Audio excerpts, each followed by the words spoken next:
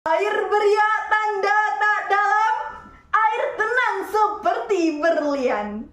Izinkan saya ucapkan salam untuk hadirin sekalian. Assalamualaikum warahmatullahi wabarakatuh. Hamdan wa syukran lillah, amma ba'du. Yang terhormat Dewan Hakim yang arif lagi bijaksana, peserta lomba gebiar Ramadan Mandua Kota Jambi, hadirin yang berbahagia. Identitas agama merupakan fenomena fundamental bagi masyarakat Indonesia. Dibandingkan ras, suku, dan spirit kebangsaan, agama diyakini sangat memenuhi kebutuhan psikologis individu terkait identitas diri, harga diri, maupun aktualisasi diri. Demikian sekelumit kesimpulan.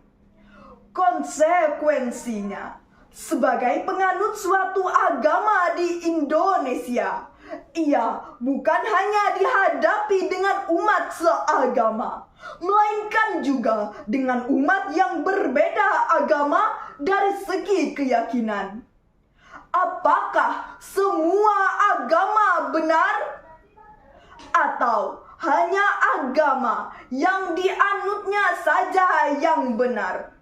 Pertanyaan tersebut menjadi penting direnungkan. Karena jika seorang individu beragama memiliki keyakinan bahwa semua agama benar, dia akan dianggap berakidah samar. Akan tetapi, jika seorang individu beragama memiliki kesimpulan hanya agama yang dianutnya saja yang benar, dia akan dianggap berakidah sangar. Lalu, bagaimana upaya mengantisipasinya agar ajaran dan perilaku umat beragama tidak menjadi perpecahan di tengah-tengah kebinekaan di negeri tercinta ini? Sebagai jawabannya, perkenankanlah saya menyampaikan ceramah yang berjudul Moderasi Beragama dalam Pembangunan Implementasi Umat. Hadirin yang dirahmati Allah Subhanahu wa Ta'ala, sebagai landasan metode awal, marilah kita simak firman Allah Subhanahu wa Ta'ala dalam Al-Quran surah Al-Hujurat ayat 13 berikut ini. A'udzu billahi minasyaitonir rajim. Bismillahirrahmanirrahim. Ya ayyuhan nasu inna khalaqnakum min dzakarin wa unsa wa ja'alnakum syu'uban wa qabaila lita'arafu. Inna akramakum 'indallahi atqakum. Innallaha 'alimun khabir. Shadaqallahul azim. Yang artinya, wahai manusia, sesungguhnya kami telah menciptakan kamu dari seorang laki-laki dan seorang perempuan. Kemudian kami jadikan kamu berbangsa-bangsa dan bersuku-suku agar kalian saling mengenal. Sesungguhnya yang paling mulia di antara kamu di sisi Allah ialah orang-orang yang bertakwa. Sesungguhnya Allah Maha Mengetahui, Maha Teliti. Maha benar Allah dengan segala firman-Nya. Hadirin yang dirahmati Allah Subhanahu wa Ta'ala, ayat di atas dari segi ilmu balaghah merupakan kalam khobar, mengandung misi informasi.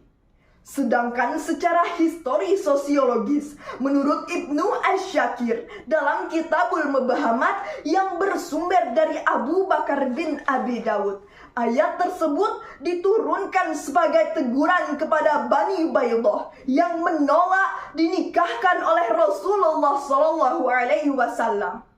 Pada saat itu datang malaikat Jibril menyampaikan wahyu surah Al-Hujurat ayat 13 tadi, bahwa Allah Subhanahu wa Ta'ala telah menciptakan manusia dari jenis laki-laki dan jenis perempuan, bercorak suku dan berlainan bangsa, memiliki harkat dan martabat yang sama di hadapan Allah Subhanahu wa Ta'ala.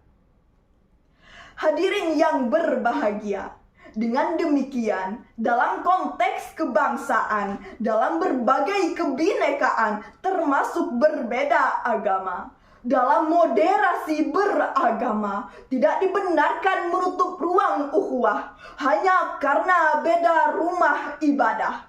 Tidak dibenarkan menutup ruang kerjasama hanya karena beda agama. Dan tidak dibenarkan menutup ruang persaudaraan hanya karena beda ras dan kesukuan. Setuju?